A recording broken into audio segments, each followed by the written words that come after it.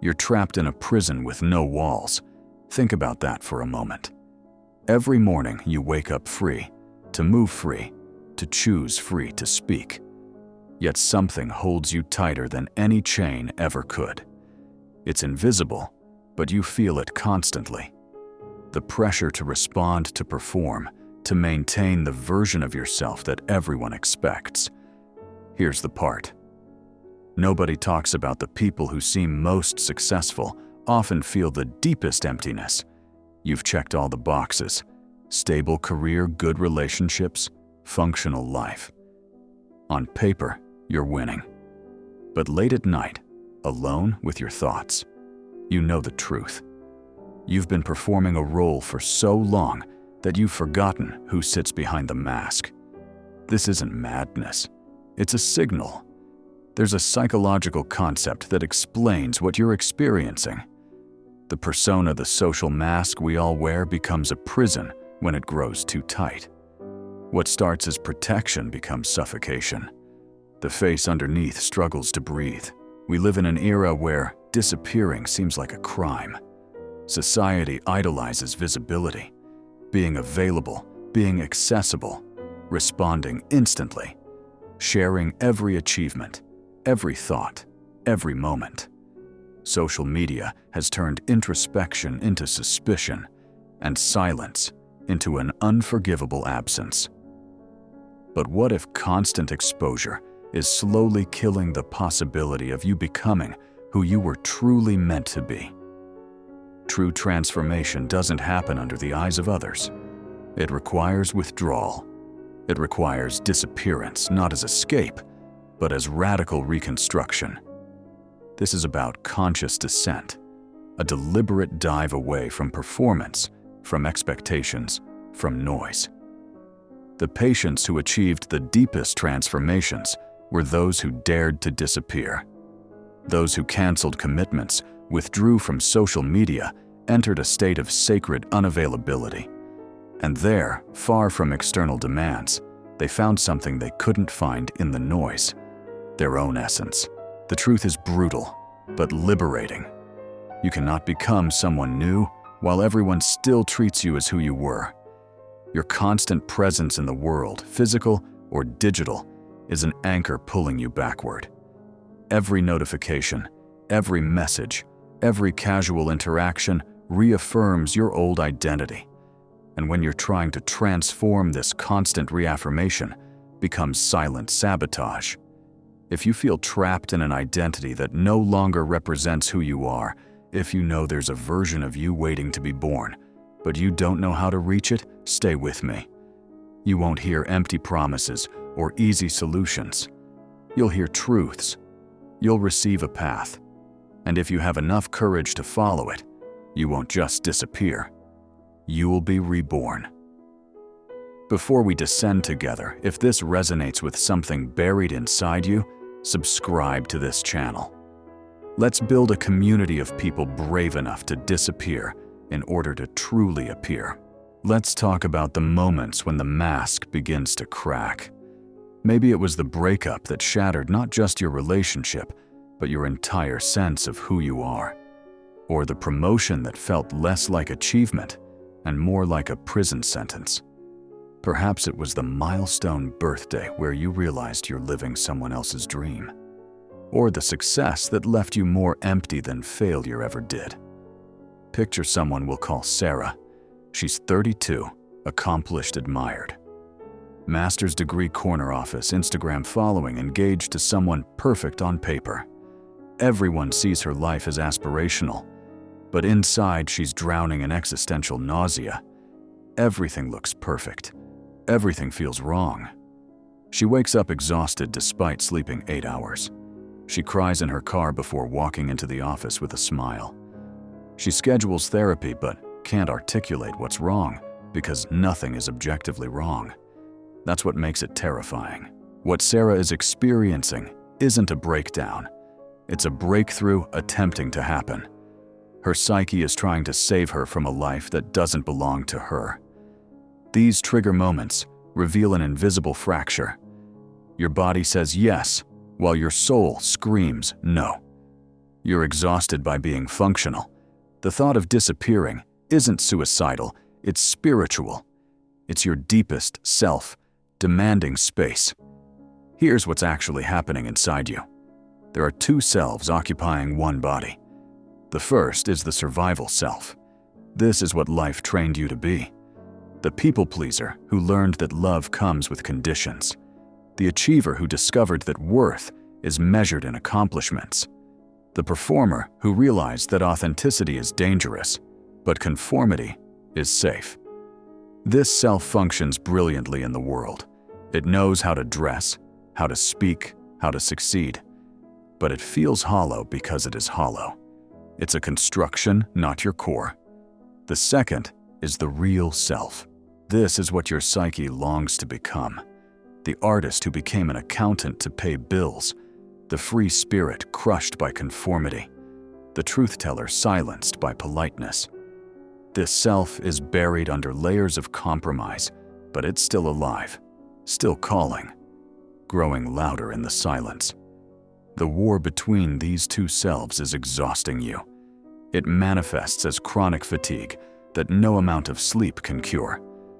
Emotional numbness, punctuated by random crying. The constant feeling that you're acting your own life.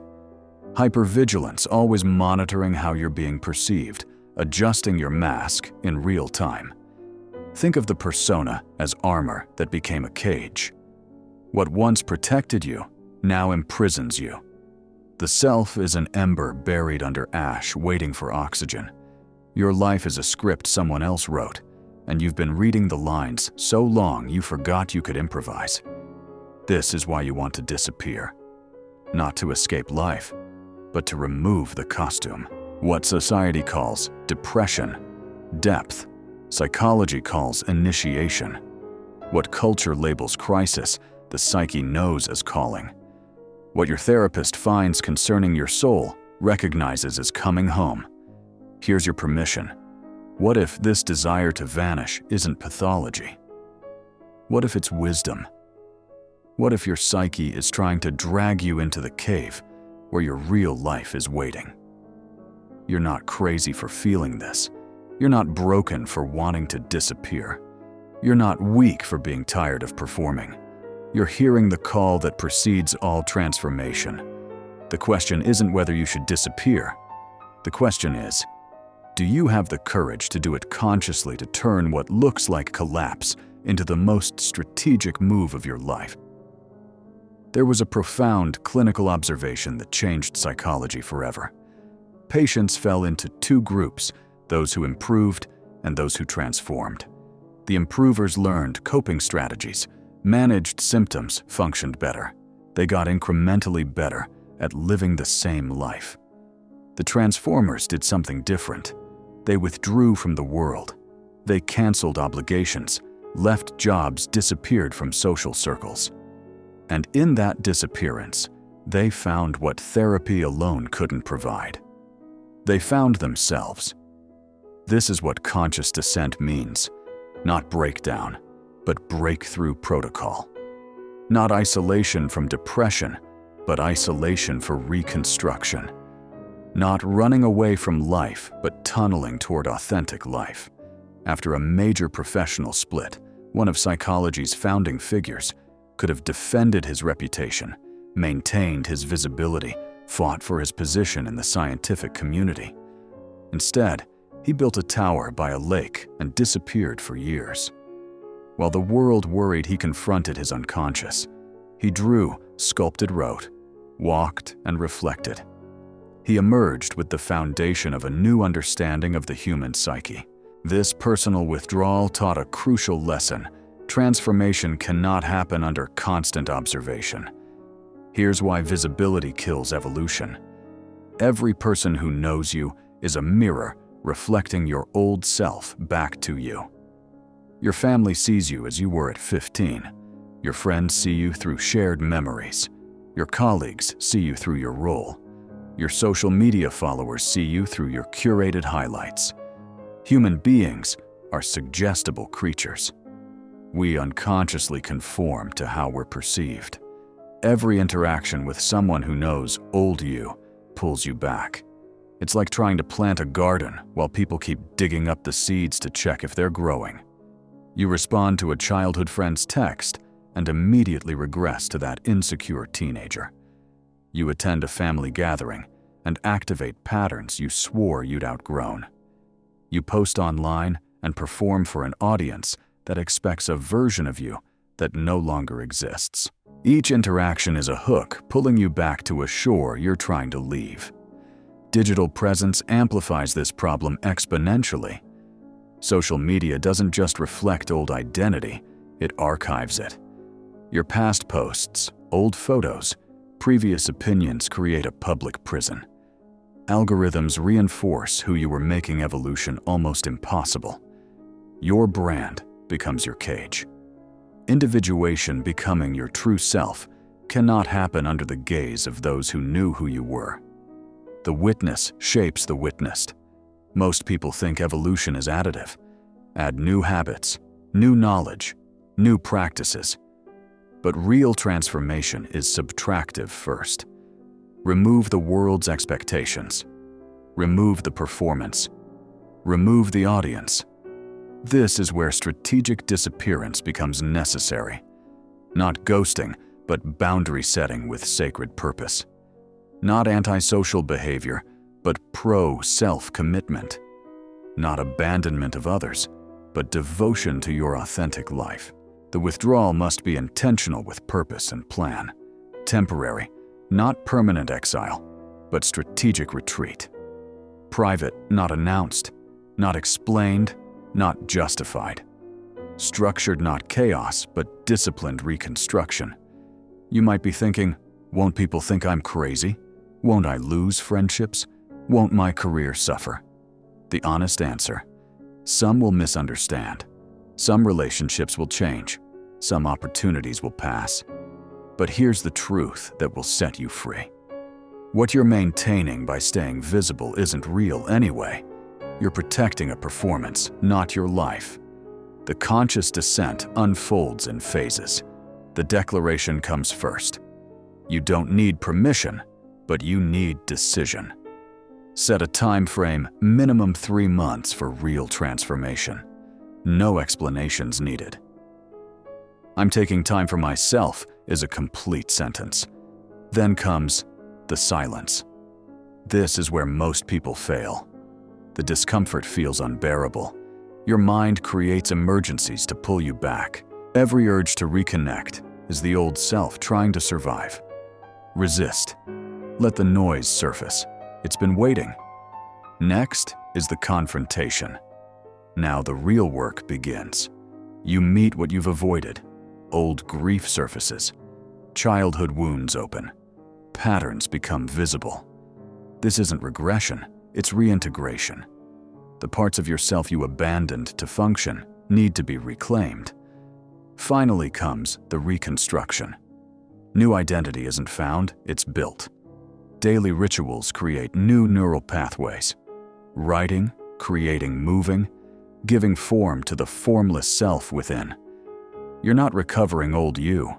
You're discovering the you that was never allowed to exist. The cave you fear to enter holds the treasure you seek. But you must enter alone. No one can descend for you. Disappearing isn't enough. You need structure. You need practice. You need pillars to hold your new self while it's still forming. The first pillar: radical reduction of availability. Your availability has been stolen by notifications, obligations, and guilt. The first act of power is becoming unreachable. Not rude. Revolutionary. Turn off all non-essential notifications.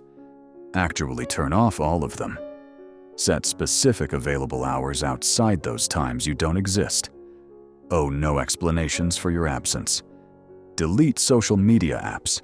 Keep accounts if you must, but remove immediate access. Check email once daily maximum. When you reclaim your availability, something profound happens. You stop being reactive. You remember what it's like to have your own thoughts. Your nervous system begins to regulate. The world doesn't fall apart, it adjusts to your boundaries. You'll feel resistance. Fear of missing out. Guilt. What if someone needs me? Social anxiety, people will think I'm rude. Identity crisis, if I'm not responsive. Who am I? Here's the truth. You don't owe the world access to you.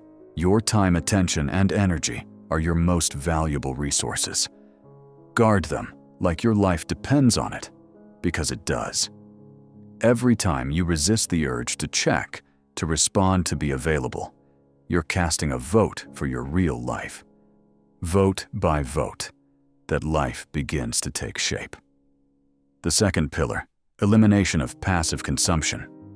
The diet that matters most isn't food, it's information.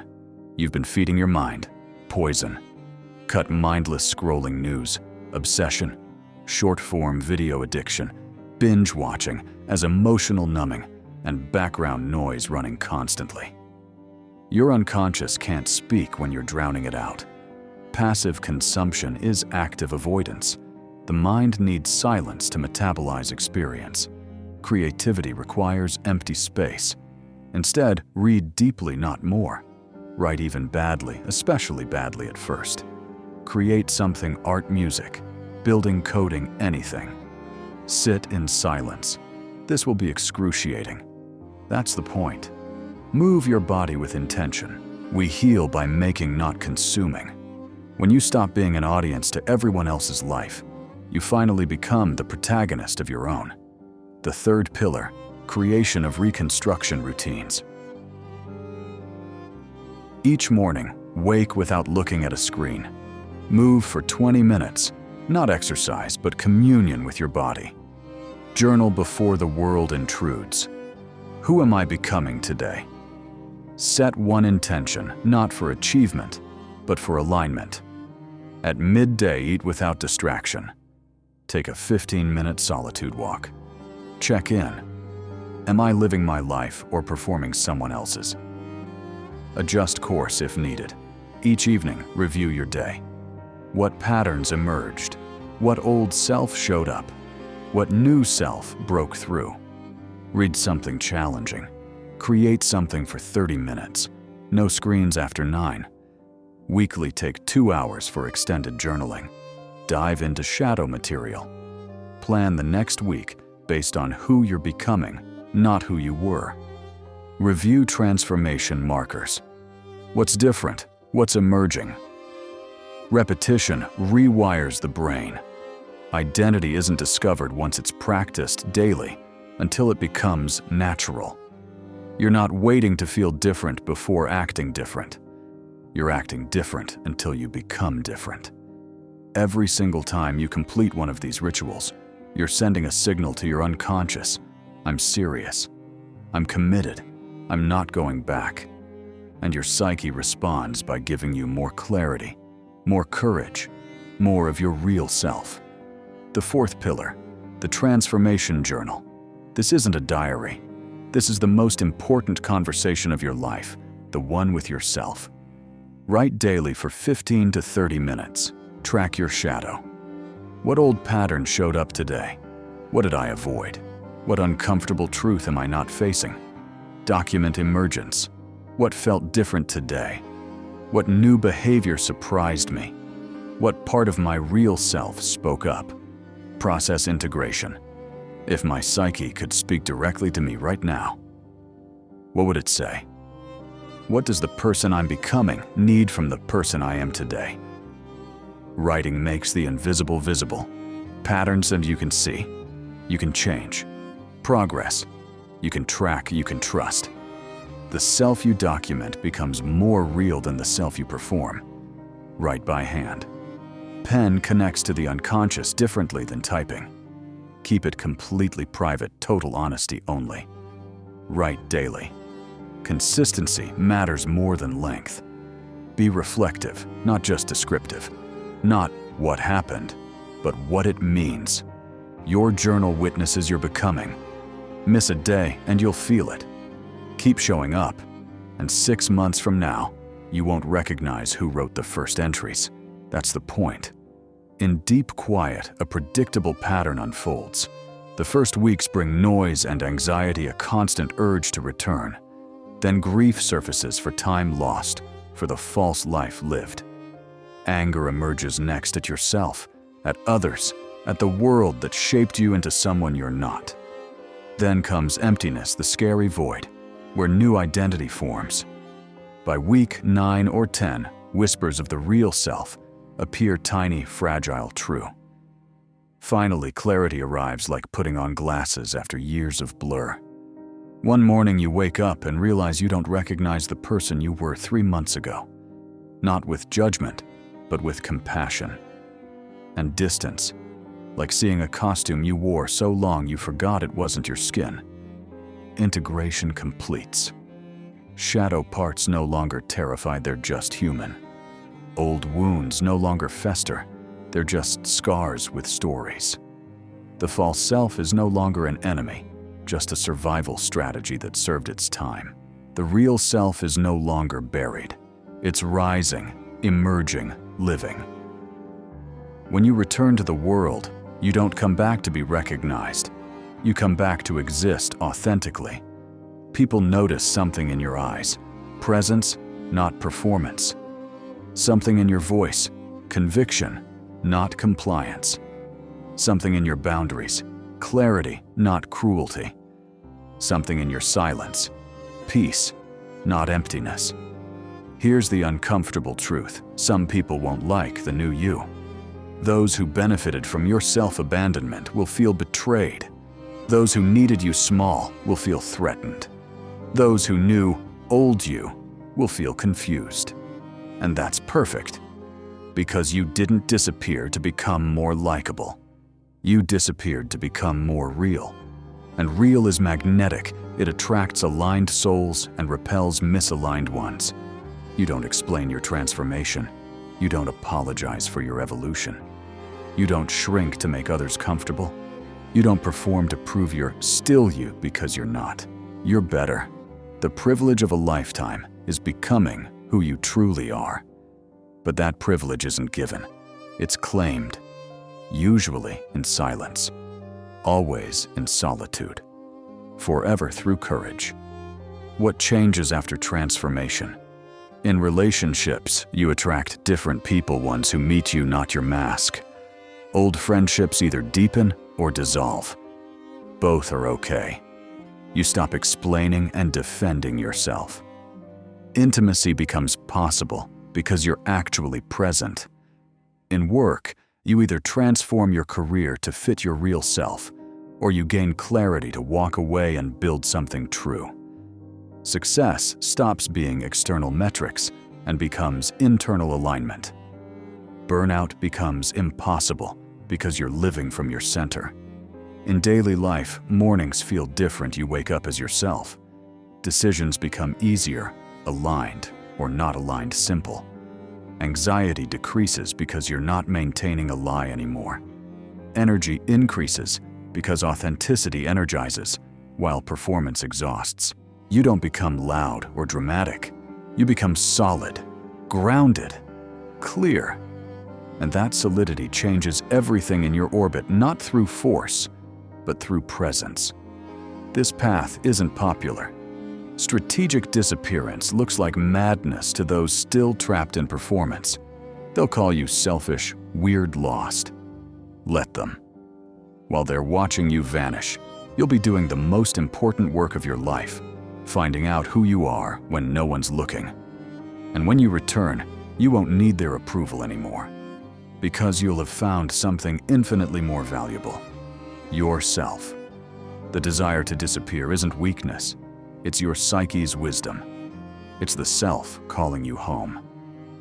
Will you answer if you're ready not to run, but to return to yourself? Comment below. I'm ready to descend. This isn't just engagement. It's a commitment. A public declaration to your unconscious that you're serious. Subscribe so the next video finds you. We're going deeper into shadow integration, the parts of yourself you've been running from your whole life. This is just the beginning of your real life. One of psychology's founders spent years in his tower by the lake alone, building with stones, confronting his demons. The world thought he disappeared. He didn't. He was being born. And when he emerged, He gave the world a map to the unconscious. Your tower isn't made of stone, it's made of silence. Your lake is inner. Your map is being written right now. The question is, do you have the courage to disappear long enough to finally appear? Your real life is waiting. Go find it.